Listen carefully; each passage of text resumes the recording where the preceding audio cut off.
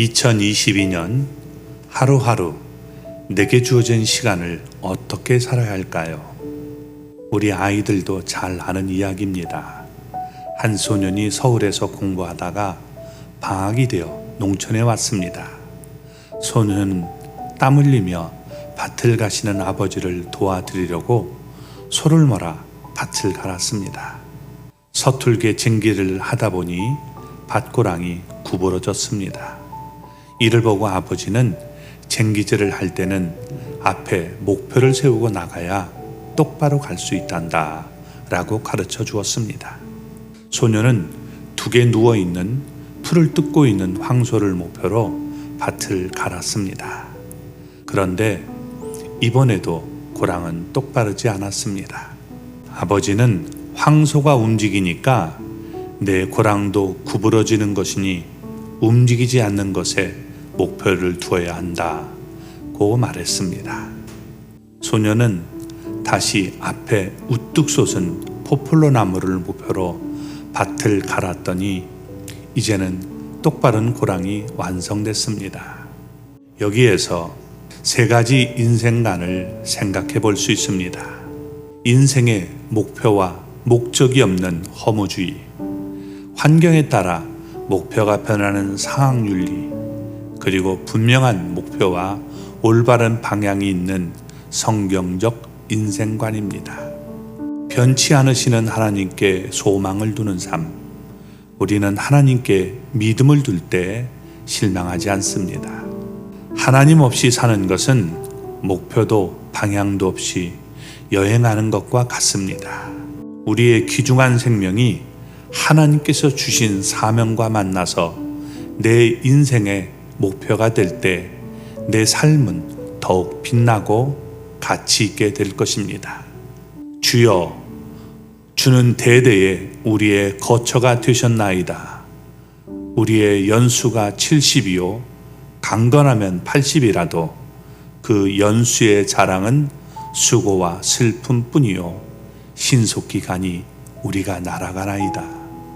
시편 90편은 전체 150편 중에 유일하게 모세가 지은 것으로 그의 파란만장했던 삶을 돌아보며 쓴 시입니다.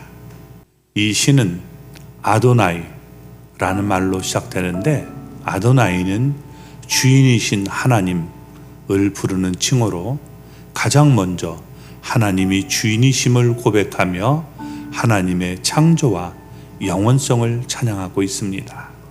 모세는 창조주 하나님의 크고 무한하심에 대해 찬양하며 인간은 유한하고 허무한 존재이며 죄인임을 고백하고 있습니다. 하나님은 반석이시나 우리 인생은 티끌과 같습니다. 하나님은 영원하시나 우리 인생은 한순간입니다. 그러면 우리는 주어진 인생을 어떻게 살아야 잘 사는 것일까요? 첫째는 만족하는 삶입니다. 내가 가진 모든 것을 선물로 생각하며 만족하는 삶이 되기 위해서는 은혜의식이 있어야 합니다. 내 인생이 하나님의 은혜라는 사실을 깨달아야 만족하며 살 수 있습니다. 시편 90편 가운데 인자는 하나님의 사랑을 말합니다.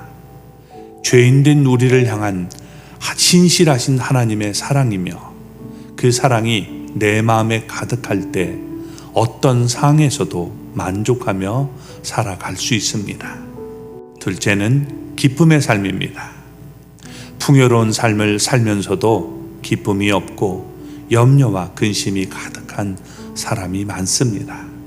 때로 내 인생이 돌아가는 것 같고 거꾸로 가는 것 같아도 주님을 따라가면 결국 기쁨의 잔치에 이르게 됩니다.